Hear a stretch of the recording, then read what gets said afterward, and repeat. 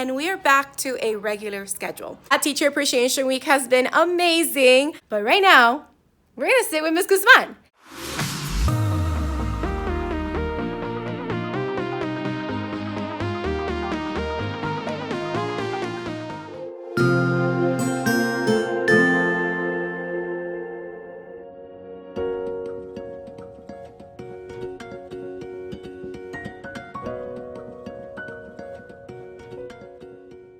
Good morning, everyone. Welcome to my channel. My name is Mariely Sanchez, and I'm a fourth grade teacher in South Florida. I'm coming to you on the middle of the week because we just finished state testing yesterday, and we are back to a regular schedule. But before the kids come in, I'm going to work on removing the black paper that's covering our rules and our house shields up above me, as well as reorganizing my desk into a different setup. And also when the students come in and find their desks, I will rearrange their seating assignments and move them to different places for the next couple of weeks. All right, so let's see how much I get accomplished before the kiddos come in. And I will catch up with you later. It's the end of the day. The students were just dismissed, and I have to quickly give you an update before going downstairs for a faculty meeting plus a Teacher Appreciation Week luncheon that the PTSA is giving us. But I wanted to quickly tell you, so this morning the students were working on the daily language arts warm-up, which is actually a language arts or weekly language arts review from One Star Teacher Shop. And I already went through all the fourth grade sheets, and there are 3 bonus fifth grade sheets, which are perfect for the next 5 weeks because we will use them for the next 3 weeks. And then the last 2 weeks of school, we have so many different activities going that we won't use it for those 2 weeks. And they did that, and then I gave them the little droid papers that I did for the Star Wars transformation. So I have R2-D2, it's just an outline, and the kids can decorate it. And I also have BB-8. I drew these myself on PowerPoint just using shapes. So I put those together. And then after that, we were reading Wonder. So we got through all of part 1, which is Augie's perspective, the first part of the book. Now we're going to go into Via's perspective, and hopefully we can get through all of that tomorrow as well. I'm just trying to read the book as fast as possible. Then we had Spanish, and then we had lunch in the classroom where we were watching snippets of Rogue One so that they can see how it leads to episode 4 of Star Wars.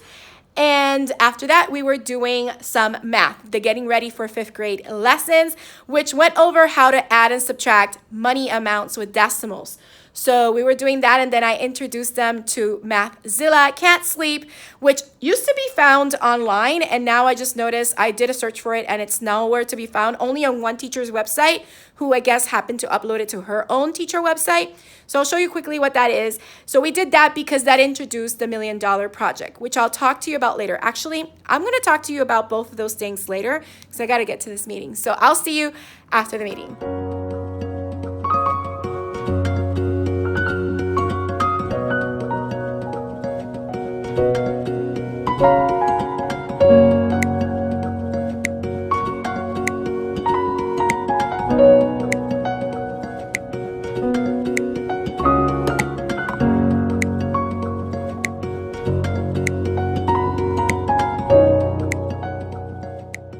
I am back in my room. I actually have been back here for quite a while. I was working on updating my grades, which was a huge task. But before I leave for the day and then bring you on to Thursday, I wanted to show you those 2 documents that I was talking to you about before I went to my faculty meeting, which you saw. We had a delicious luncheon from Olive Garden sponsored by our PTSA, and then we had our closing of school meeting of all the different things that we got to get done before the year closes. So let's take a look at the math that the students were working on today. So this is the first lesson for the getting ready for 5th grade, which is add dollars and cents. Basically, they are adding decimal amounts. So they're showing them step by step how to do that. The students actually found this pretty simple, and they kept on practicing on the back. So I was very happy that they caught on to it really quickly. I mean, it's just basically adding, and then the next one is subtracting. The regular way is just now with decimals. They need to make sure they line up the decimal and they bring the decimal down in their answer. So this is the one for subtracting dollars and cents. And again, they do the same thing, showing step by step, and then they practice doing that. So once they were done with that, I introduced them to Mathzilla, and this is the website where I am getting the online version from. I actually have it saved on my hard drive, but it starts off with the story about Max, and he can't sleep. It's a pretty lengthy story, but it's pretty good for the kids. It's funny too. And then I just printed this page out for them, and I had them do it a little bit different than how this interactive PDF file has them do it. So you first start with the money amount that he started with, which was $414 according to the story, which is up here, right here. So he found a wad of cash, and that's why he had a hard time sleeping. And you put it on there. And then as it goes on, you're actually supposed to put the amount of money that maybe he spent at the convenience store. For babysitting is money that he actually earned. The cool thing is that as you're adding all the things that he is spending, it shows you live what's happening with his money. So for example, I believe the convenience store was like, I want to say $7.50. I'm not sure. No, it wasn't that. But let's say it was $7.50. It shows you down here how it subtracts that. It's actually 7 something. I forgot.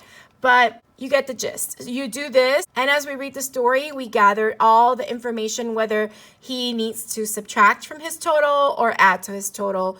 And yeah, this is pretty neat. We're going to finish it tomorrow. We got about halfway through the story, and then they can do that. So from that, I introduced the $1 Million Project, which is right here, and I gave them 2 weeks to do it, but we're also going to be working on it in class, so it's not like they're going to do it pretty much all at home, but the PowerPoint with all these different things needs to be done by May 22nd, which is in 2 weeks. So basically, they just inherited $1 million, and you can see variations of this project all over TPT. I actually got this is something that my co-teacher and I came up with years ago, and then I tweaked it and I made it my own. So I'm having them put aside some of the money for their college education. So they do need to research colleges and universities and the degree that they want to get as of now, and how much it would be for 4 years of college, including whether they're going to live on campus. So they need to include housing and books and all that stuff. They need to purchase a home that is no more than $500,000. I may tweak this a little bit depending on whether they find homes or not, but we'll see. They need to purchase 1 car. They need to take their family on a dream vacation, and they need to include how much the hotel will be, airfare, meals, transportation, spending money. If they're planning to go to places, how much it will cost to get into those places. So the admissions, if they're taking a cruise, they need to take a picture of the cruise line, etc. And they need to make 1 charitable donation of at least $25,000 to their favorite charity. So I give them some examples of charities right here. And then they need to make at least 10% savings of their inheritance. So they need to put it in a bank. And then if they have any money left, they can purchase it on anything that they want. So here are some rules, and we'll go over the rules more specifically tomorrow.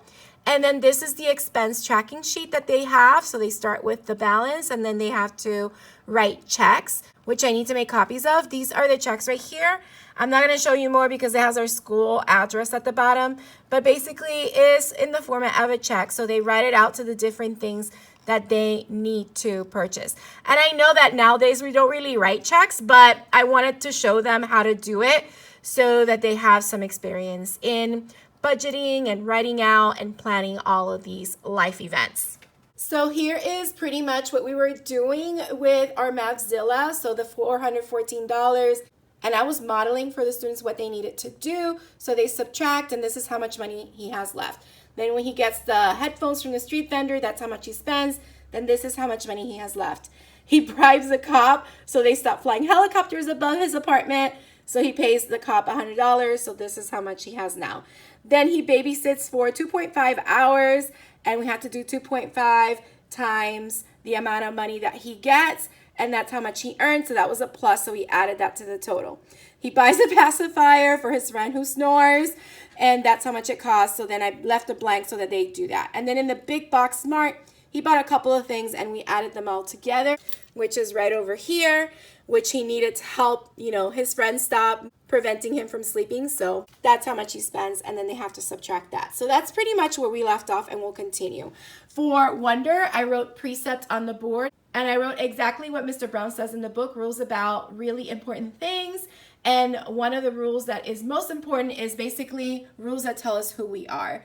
So that is what we're focusing on. And I'm having the students do a paragraph writing activity tomorrow where they write a paragraph explaining their opinion as to why it is important to be kind. So this is what I created, and they'll have that tomorrow morning to work on. So that in a nutshell is what we ended up doing today, Wednesday. Now I'm going to take you on to Thursday.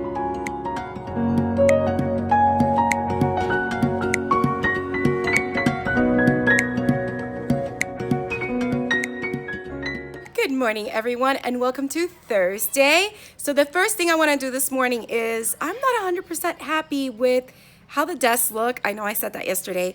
So I'm just going to put them in like rows of 4.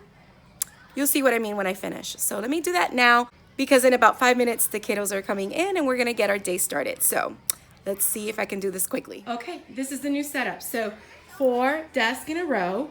Over here is a little bit staggered. And over here is a little bit staggered. And then these are facing this way. So we'll see how this works today. And I think I like this a lot better than the one I just had. So I'm looking forward to how it'll work out for the day. All right, it's time to let the kiddos in and start our day. I will catch up with you later today. It's now the end of the day, and I just wanted to share with you a couple of the things that we ended up doing today. The first thing is I want you to see this math board. This just shows all the math that we did today during the Mathzilla, which is the budgeting activity, reading the story of all the expenditures or earnings that the character was going through, and at the end, how much money he ended up with. He started with $414, and then we figured out how much money he ended with after he went through this whole entire ordeal of trying to sleep. I want you to see this. Check out all the math. So much math.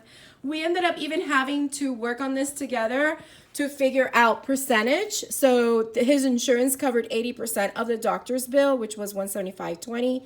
So I showed them how to come up with the percentage, how to count the digits to the right of the decimal point, and how to move the decimal over so that his insurance paid $140. So then we subtracted that from the original cost, and that's how much he paid the doctor.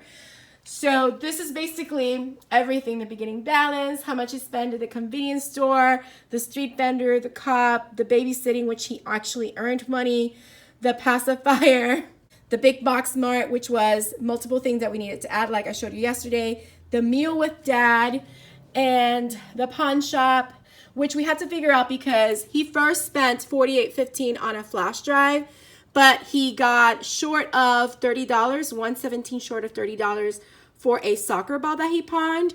So then we had to subtract that from what he spent on the hard drive to find out how much he actually spent at the pawn shop. So it's a lot of multi-step mathematical problems. And then this is for the sleeping pills and then the doctor's visit, and that's how much he ended with. So he started with $414, and this is how much he ended with. And again, that comes from Mathzilla. I have it here on the board. It's basically the story of this character trying to go to sleep. I'll link it below to the website of the teacher that still has it on her site. And it's like a 3-page story. But again, I only printed the last sheet, which was the recording sheet. So this is a sheet, and again, I showed them how to start. And I did it the way that the calculator of these cells have equations that calculate the remaining balance. So every time he did something that took away money, we had to put minus. But the way that I had my students do it was work it out in the back, which was blank, and do all this math and just put the balance that he had after he went to the convenience store, etc. But at the end, when we added all the things that he did, we still got the same amount of money. So $212.46, $212.46. So that was a lot of fun. Then for language arts today, we started with our poem about our moms. And this is a frame that we were inspired by Sandra Cisneros' Abuelito Who poem. And on the back, I had the students write a bubble map about their mom so that they can brainstorm all the different things that will describe their mom to help them complete the frame, the poetry frame that I have here. And this is the rough draft. Once they are done, they will then copy this as a final draft and take it home tomorrow for the moms, since Sunday is Mother's Day. I have this as a resource in my TPT store, Mother's Day Poetry. So I will go ahead and link it down below. Then in social studies, we were learning about famous Floridians, but to set the lesson, I had them write a blog post about a famous person. It could be any famous person that they wanted to write about. I actually ended up writing about Mae Jemison, so let me show you mine. So here is mine. So I had them dated, put their name. I added this little picture frame so they can draw a picture related to what they wrote about. It didn't have to be super long. It just needed to be 3 to 5 sentences just to give them an idea of what a blog post is. So they just have to think about a famous person, who they were, what they're known for, and their opinion about that person. So this is what I wrote about Mae Jemison. And then we're going to go into our lesson, most likely tomorrow, where they will then learn about all these different Floridians. There's a total of 14 of them that they're going to be learning about. And we're going to be conducting like a convention, famous Floridian convention. So 7 students will volunteer to be one of those Floridians, and they have to write 3 facts about that person. And then students will ask questions to kind of guess who they are after we've done the readings. So that's going to be a lot of fun for social studies. And then for science, we read our lesson on plant and animal characteristics, and I introduced science doodle notes. So I'm pretty much guiding them right now, but I'm telling them to also make it their own. And I'm modeling how to do doodle notes so that then in the future they can just do it on their own. So this is the first section, local to global. And this is an orange that is colored orange, and this is an orange that's colored green, because we learned that the temperature determines the color that the orange will turn. And in Florida, our oranges are orange because the temperatures can get down to around 55 degrees Fahrenheit. And then in countries where it's more warm, like in the tropics, their oranges never turn orange. They stay green, or they turn a little bit yellow, and that's because of the warm climate. And then we went into animal characteristics and heredity, because we were talking about giraffes. I just showed the kids how to draw like a little giraffe peeking through and write notes that were the most important in that section. So then tomorrow we'll continue writing the next 3 sections of that lesson, which go over plant and animal characteristics. And of course, they will get to color it and make it look more pretty than this. Right now it looks pretty bland, but when you add the color and you go through it with a Flair pen or a Sharpie pen, it'll stand out and look a lot better. So I'm pretty happy with doing these doodle notes. Other than that, Teacher Appreciation Week has been amazing. I have gotten so many letters from my previous students, and I'll just show you this little pile that I have here. And PTSA came by and dropped off another treat for all of us teachers, which is yummy. Check it out. So these are all of the letters that I have gotten from my students for Teacher Appreciation, which is so amazing. I mean, check this one out. He drew a wand. Oh, I love it. So all of these letters for me to read and keep and remind myself of how much I'm appreciated. And this is the chocolate that I chose. There were different kinds of chocolate, but the white chocolate kind of grabbed my attention. But check out this cute little tag. Thank you for all that you do. Thank you so much, my PTSA. I appreciate you as well. I also had one of my students yesterday bring this beautiful bag, and check this out. It's a Ferrero Rocher collection.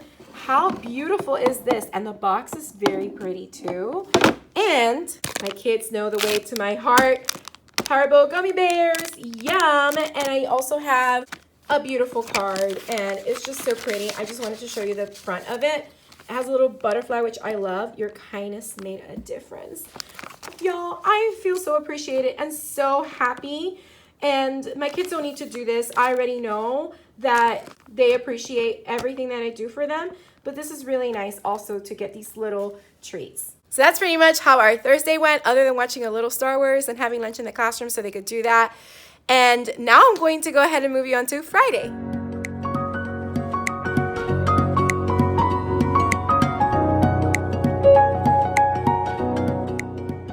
Good morning, everyone. Welcome to Friday. So I am getting ready to welcome the students in. We have a couple of things to finish off this morning for ketchup and pickles because it's Friday. And then we'll continue on in the day, and hopefully we'll get to read some Wonder today since we didn't get to yesterday. All right, so here we go. It's not the end of the day, and I will let you know what we ended up doing today. But right now, we're going to sit with Miss Guzman and find out how her first week in her new class went. Let's do that. Who's here? It's Miss Guzman. As a teacher. She's a teacher.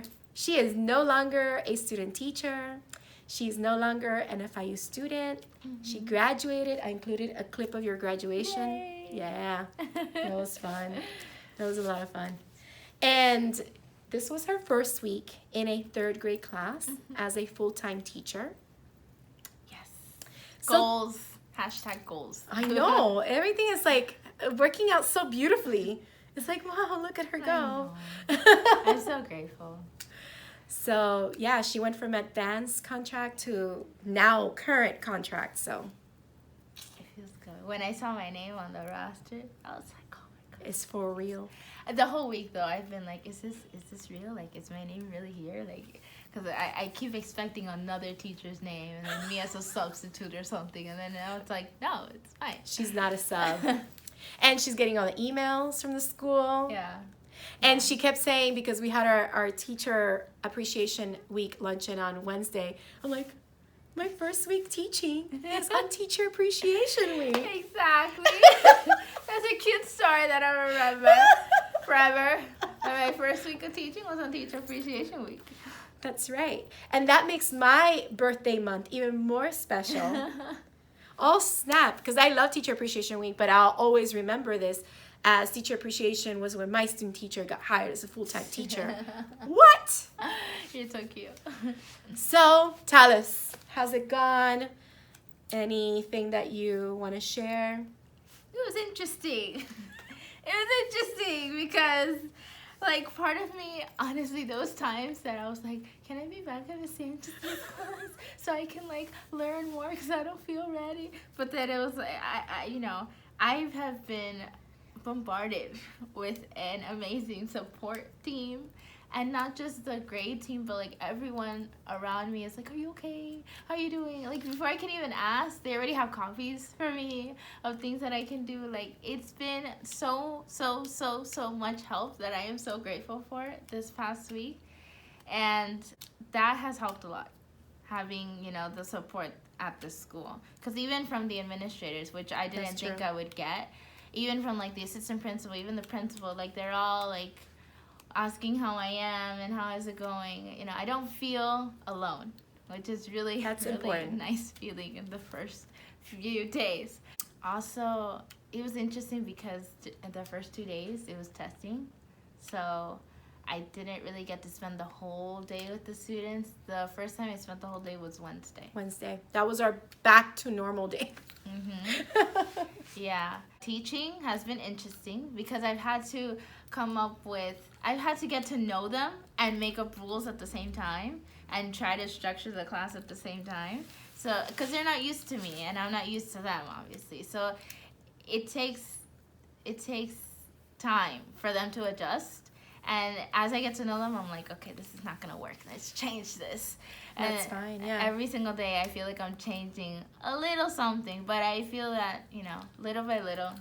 So. Yeah, it's like, even though you started this week and we only have now that the week ended, we have 4 more school weeks left. If we don't count the last week because that's like, whatever, then it's 3 weeks. But it's like you're starting out like if this is the first week of school, because you're introducing yourself to them, you're getting to know them, you're establishing your rules and your procedures, because regardless of which teachers they had before, it's whatever you say goes now. Now that is what your expectations, so they need to learn it. So it does take a little bit, so just know that this is the feeling that you have now is going to be similar when you start next school year. Okay. But at least when you start it next school year, you'll be like, oh, I'm familiar with this. I know that this is how I'm supposed to be feeling. Yeah. And we all, like all teachers, I don't know if you're teachers and you agree, the first week of school is exciting, but at the same time, it's not like my ultimate favorite, because you're establishing procedures, you're establishing routines, the rules, you're getting to know them, they're getting to know you, you're establishing classroom community. So you got to get things started, and then about the 3rd week or so, you start going into like a groove, and you're like, okay, everybody knows what to do when they come in. We do this, they know what's expected. Now we have an established schedule, so it makes it easier. And you're like, oh, okay, now we're good. Yeah, because usually also in the first few weeks, people drop out or get changed within the classes. Which is why, by the way, I don't write down names on like folders the first few weeks of school, because you don't know how many changes you're going to have to your roster. I know some teachers like to do that. I personally don't put names, the students' names on everything, because I don't know how my schedule is going to look at the end of the month because of how many changes that we usually have. So, Okay. tip. All right. That's good. That's a good tip. But I'm really happy that you're with the third grade team because they're also a very close team, and they do plan a lot together. Yeah. So that's good that you have that support. Yeah, I've been able to use like the lesson plans that they create, and that has helped me because I know where we're on and what to do next. Because the worst feeling is being idle because you don't know what's going on, or like what to do, or what you're supposed to give them, or where they are. It's the worst. Well, now that you have access to the portal, you can look into the pacing guides and see what you're supposed to be doing throughout the weeks. And you can look at the pacing guides and you can even create, well, actually, she created something similar to what I created, where you see what you're doing. Because I got the idea from her and I just made it into my own. Yeah. That is very helpful when you take, like if your district provides pacing guides and tells you what to teach for the different subjects, it's good to put it on a document where you see across, like in a 2-week period, what you're supposed to be doing with each subject. Super helpful with planning. Yes. So yeah. Oh, the lessons were about energy again. Oh yes, I love it. So, it's like it's all meant to be. I bought the energy stick that I don't know if she mentioned in another video. I previously. did, but I'll bring it. Yeah. So I used that with the kids. That was fun. So this is the energy stick. And basically it works if you do it yourself. But you could also do it with a person. Or, there we go. And we make an energy circuit. So tell them. It was really fun. They loved it. I had them go in a big circle around the classroom, and we all held hands, and they got to see how our electrical energy transfers to another person. And yeah, it was fun. I also played the violin for them again, just like how you saw in the other lessons. So cool. It's so cool. For them to learn about sound energy and sound waves. So just what she did with my students not too long ago, because that's pretty much how she ended the science. And then when she took over reading, she was doing reading that was related to energy. Everything's energy. So when she takes over the third grade class, that's what they're doing. So that's really good. I love that. That's really great. Yeah. And it's like a good advantage that I see for them having me is that since I was here and I observed 4th grade, I'm able to prepare them better for 4th grade because I saw everything that they had to do in 4th grade and how the tests look like and what they're expected to, learn. And I was like, okay, this is what you have to do, guys, and especially with their writing. They have to do, I can explain what it is that they should know how to do. At least, not everything, but at least a few skills that you need for 4th grade. I think it's a good thing that I'm there because of that. Yeah, it's a good experience that you had in 4th grade that you can now transfer to 3rd grade because you know what the expectations are. That's beautiful. I'm so happy for you. Thank you. Like, super happy for you. So she gets to close out the school year with us. I do. And do all the fun closing of school procedures that we have to do. Yeah.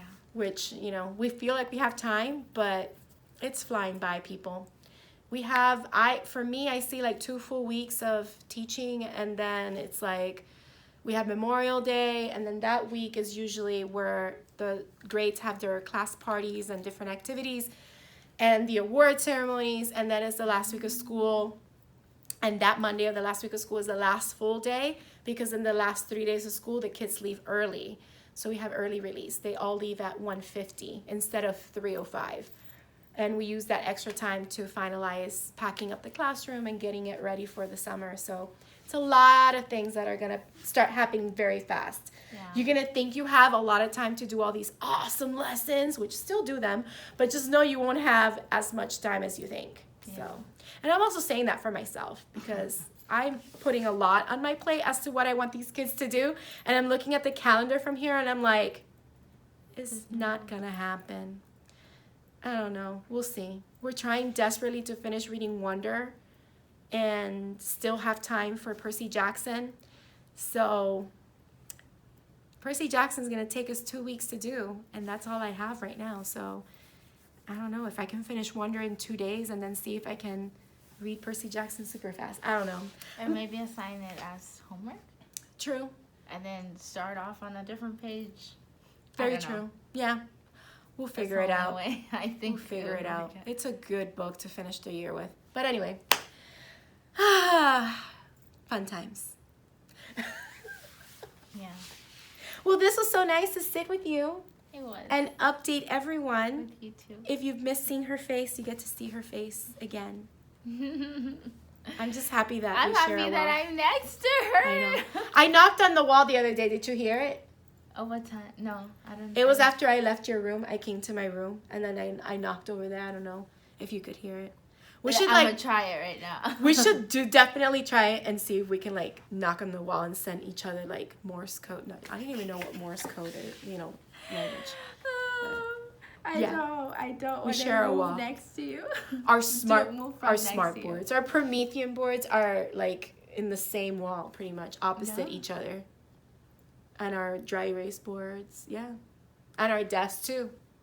That's true.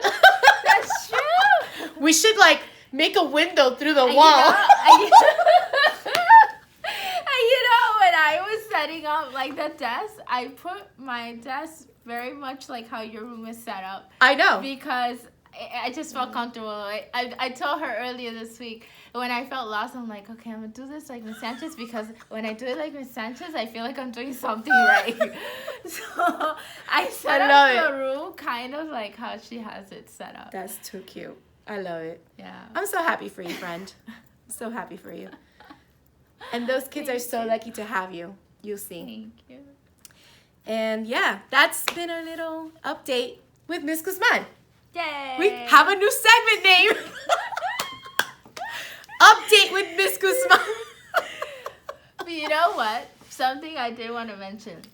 Although I am excited, I was excited because I treat every class the same way. I think all of them are special. I even if it's for a day, like when I was in substitute, I didn't care if it was just for a day. I treat them all nice and with respect, and I have like high expectations for each student. But even though I'm excited and happy and grateful for this opportunity, I am more excited for August, honestly. Yes. Because it's like because you're starting fresh, and that'll be your first full year class. Yeah, for sure.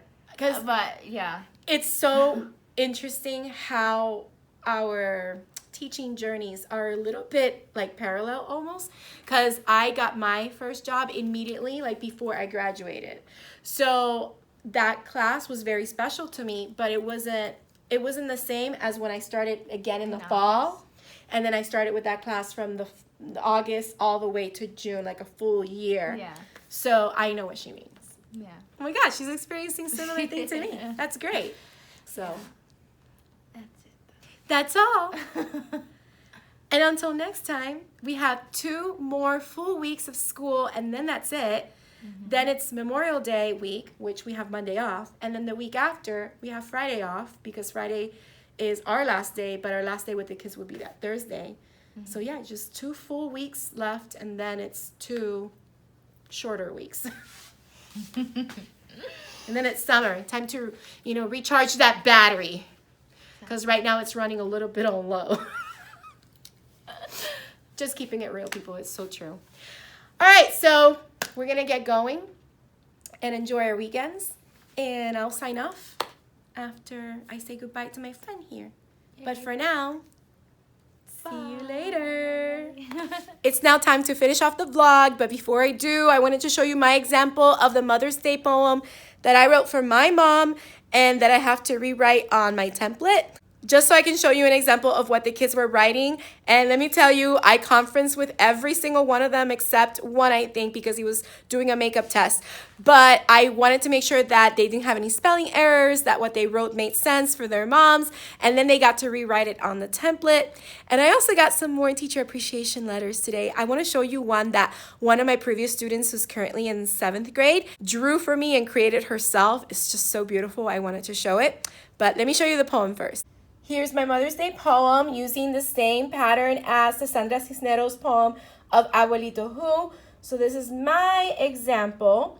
And of course, once I finished this one, I went ahead and started transferring it to my template, which I just printed in different pastel paper. This is pink. I know it looks kind of wonky right now. My camera's doing something funny with it. But this is pink, and I just wanted to go ahead and transfer what I wrote onto the paper itself so that I can have the whole poem written here and then give it to my mama. Here is that beautiful card that my student made for me. How cute! And everything is things that I love. And I just want to show you something on the inside. Check it out. So cute. Even the Zelda, which I love. And then she drew herself. And over here, look, we love you 3000. Oh, I just love that so much. She did such a good job with this card. I just appreciate it so much. Thank you, my beautiful students. And with that, I'm going to wrap up the week, call it a day, go home and relax. Before I do, I made this mock index card on the dry erase board just to show the students how I wanted them to organize their index card with their earth haiku and how the haiku followed the pattern. And I also put dots above all the syllables so that they knew how they were counted in the 575 pattern. So that's another thing that I created today. All right, so now I'm definitely gonna say goodbye for now until next time. If you enjoyed this video, don't forget to hit the like button, leave a comment down below, let me know what you thought or any questions you may have. Also, if you haven't subscribed, please consider subscribing and hitting the bell for notifications so you don't miss any future videos. I hope you have a beautiful, magical day, and don't forget to smile. Hello dreamers, wishers, and magical thinkers. Thank you so much for making it to the very end of this video and for showing your support.